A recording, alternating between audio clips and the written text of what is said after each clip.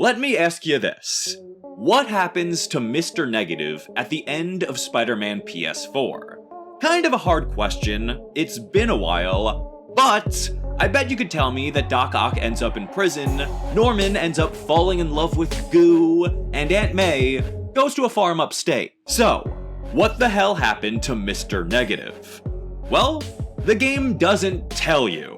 Isn't that kind of nuts? For a dude who was advertised as the main antagonist of this game, he gets the short end of the stick, not just during the conclusion, but at every opportunity. So, in this video, I want to break down the 3 major problems I see with how Mr. Negative was utilized, to show how this game missed a golden opportunity to enhance an already fantastic story, with Martin Li set up as a more fleshed out and personal antagonist. We're introduced to Martin Li in the middle of executing his secret plan, Aunt May's surprise party. We don't get too much in this first scene other than the impression that he's kind, both professionally and personally. A lot of our opinion on Li is shaped by how Aunt May feels about him. Since she embodies what Peter sees as the ideal person, her liking him immediately conveys to the player that we're supposed to like him too. The second time we see him, he tries to steer Peter and MJ away from the demon case with what could generously be called a warning,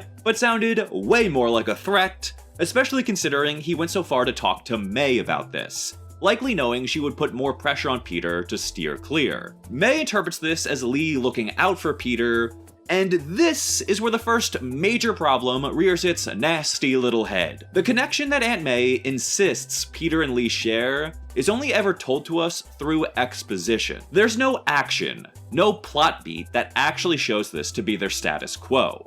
I get the impression that Peter and Martin Li haven't had more than a 5-minute conversation alone.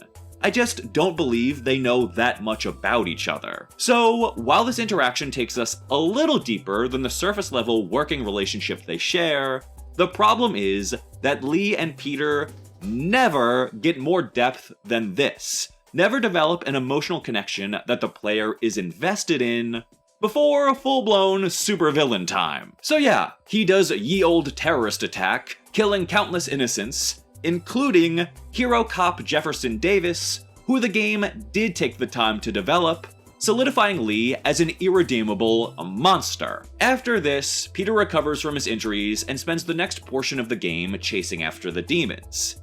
And that's that. He somewhat laments Li's turn to villainy, wondering why he's doing this, but at no point does he express a feeling of betrayal or any personal cost. Even Peter's curiosity only points him toward other clues. It doesn't get to the heart of Li's motivation. In fact, MJ only discovers Li's backstory by accident in the third to last mission of the game, long after Li's position as main antagonist was overthrown. The omission of a big reaction to Li's reveal as Mr. Negative is more than a little odd. We see Peter spot Li, cut to a week later, and he's just after him. It feels like there's a missing scene, which dilutes the impact of the reveal. The result is that Martin Li comes across as a character whose lack of an emotional connection to the protagonist makes the twist reveal too meaningless to bother wasting time showing a single character's reaction to it.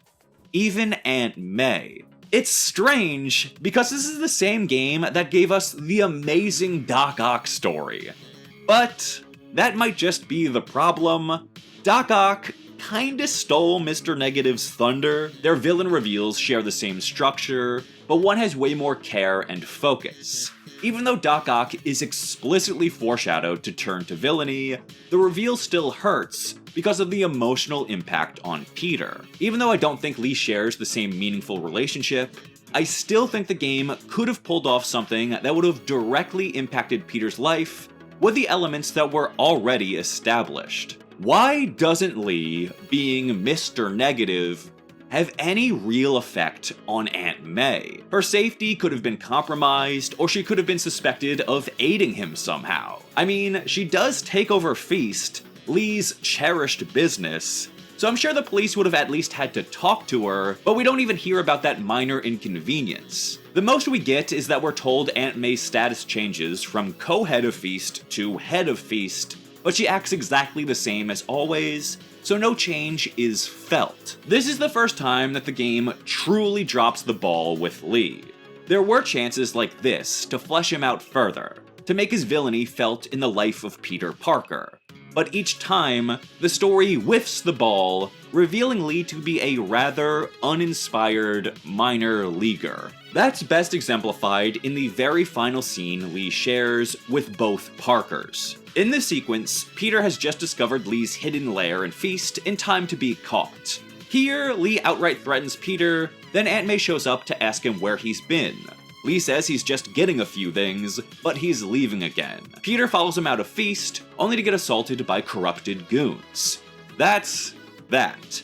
Never again does Lee interact with Aunt May or Peter Parker, and doesn't that feel like such a waste? The strangest part is that the reason Lee was at feast is never even explained. He's in the middle of his citywide terror spree and stops by to get some things, but they couldn't have possibly been in his secret room because the player was just in there, and Peter stays on Lee until he exits the building. So, in actuality, Lee was just dropped into the scene by the writers to give him something menacing to do without any actual substance. This is the climax to his relationship with the Parkers. A moment with no story impact that could have been removed entirely, and it wouldn't affect your understanding of the story at all. That's a damn shame, because this was the last opportunity for Lee to feel like a direct threat to someone Spider-Man, and by extension the player, is emotionally attached to.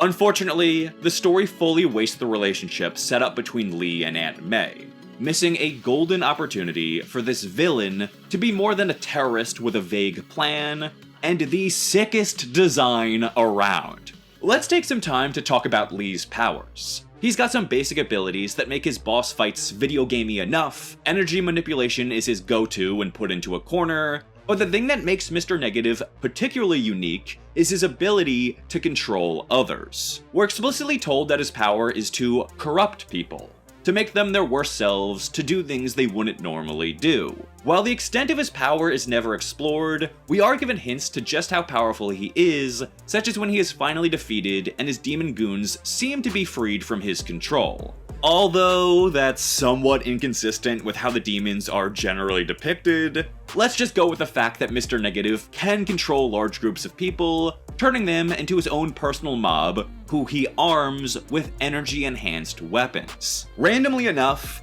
he also has the ability to either bring people into some kind of dream reality or cast hallucinogenic illusions, such as when he tries to corrupt Spider-Man during the car chase. With abilities like these, Mr. Negative is yin and yang incarnate. Yet, his powers ultimately serve only to provide goons for the player to punch and visual exposition. For a character who's all about corruption, bringing the darkest sides of people to the light, he never does that to any named character in the entire story. His abilities end up feeling like little more than an excuse for a badass design when they could have been so much more. For example, let's look back on the scene when Lee sicks some of his freshly corrupted goons on Peter right on the front steps of Feast. What if, instead, Lee actually reached out and corrupted Peter when he caught him? Why wouldn't he have done that? Sure, Aunt May shows up, but he could have just corrupted them both. Seriously, why not? If he's gonna sick goons to kick the shit out of Peter anyway, obviously strong feelings of wanting to keep Peter safe weren't the issue. This could have kicked off Peter and May, or just Peter, fighting an illusion to drive away the corruption, or literally anything else as a direct result of interacting with the main villain at the height of his villainy. It doesn't hurt that this would have resolved my problem with the Parker-Lee relationship either. But even in his grand plan, Mr. Negative's abilities are superfluous. His scheme to release Devil's Breath never relies on anything special only he can do. He just wants to steal a bioweapon and release it. Anyone can do that, even a bat! The most you can say is that his abilities allowed him to assemble his goons, but that feels fairly easy to do in this version of Manhattan. Kingpin had him, Sable had him, and a 17-year-old in her garage with a box of scraps had him. So sure, he couldn't have initiated his plan without his powers, but they were never central to the actual plot beats. Truck, goons, hostage-taking goons, Spider-Man 2 homage, exposition dump. That's what he goes with instead. Although, there was one time he effectively used his unique skill set, and it just so happened to be the most nefarious and horrifying Mr. Negative ever was. The first time we ever see him, the City Hall bombing, is a genuinely unsettling scene. The amount of innocent people blown away, the father of one of our protagonists unjustly killed, the panic. He detonated 2 suicide bombers under his control with explosives he enhanced with his energy. This is Mr. Negative used to perfection. I cannot overemphasize how fantastic this entire sequence feels. But that's it. From here on out, the only things he does which are unique to him are either sloppily swinging an energy sword at Spider-Man, or fighting Spider-Man in some altered reality and yelling nothing of substance. That's why Lee's master plan feels so out of character. He never even used his abilities to corrupt people in positions of power to give himself an underhanded advantage. His big plan was just to release a pandemic into the city because he hates Norman Osborn? I know he's a crazy villain, but where did he even come up with that? One day he was just sitting down, thinking about how much he hates Norman, then decided to kill thousands of other people to stick it to him? That line of thinking must be a result of his all too significant art history education. So seriously, what's the deal with Martin Lee? What do we know about him? What drives him? Who is he? And what does he truly want? Well, first, let's discuss how this game wants us to think about him. He is explicitly positioned in a very particular way, which is why there is continuous demon symbolism and so much yin and yang in the game that you end up doing a puzzle about it. The first time Mr. Negative's influence is felt is through his inner demons robbing the Kingpin's art gallery, where again, all the art is extraordinarily symbolic of his whole shtick. The statue and tapestry of the Neo immediately bring to mind yin and yang, the cosmic inevitability of opposites. This game loves to play with art when it comes to Martin Lee. In fact, in his second scene, we're told he has an art history degree, which is why Peter goes to get his opinion on the demon mask. But even that degree doesn't tell us anything about Lee.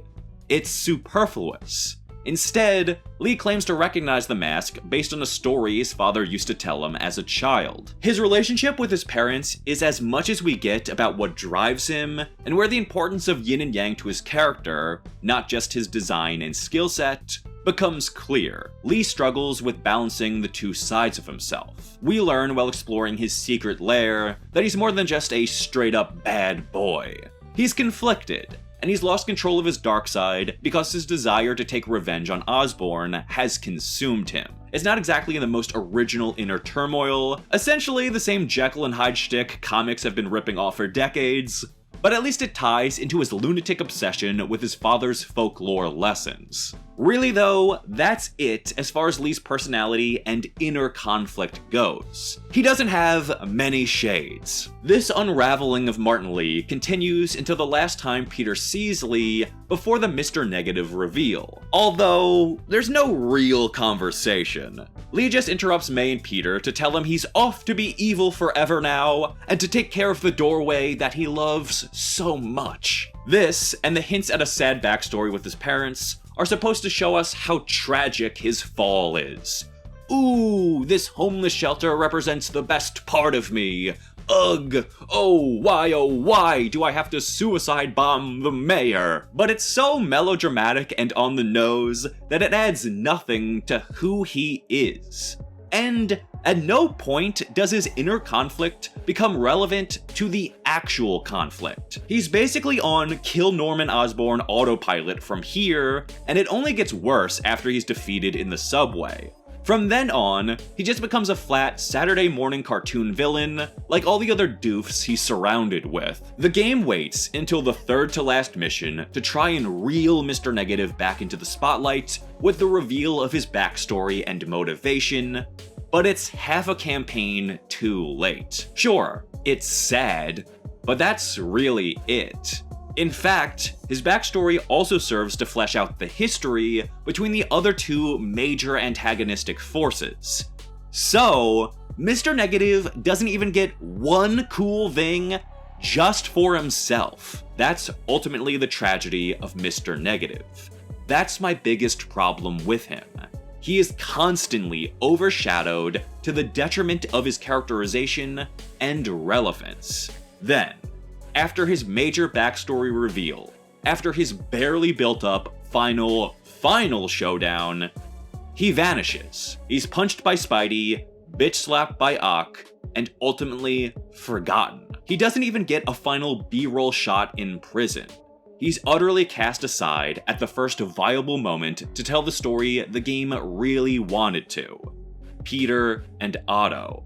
Which is one of the best final conflicts in superhero media. It's something I'm grateful for, but it did Mr. Negative dirty along the way, and I think that's a damn shame. Looking back on the campaign, it's hard to see him as anything more than a placeholder villain, designed to keep the player busy until the real emotional story gets going. Even though I thought Mr. Negative was pretty fun, and I'm glad he had such a large role in this game, he's just not great, despite all his potential. And those are my problems with Mr. Negative. What do you think?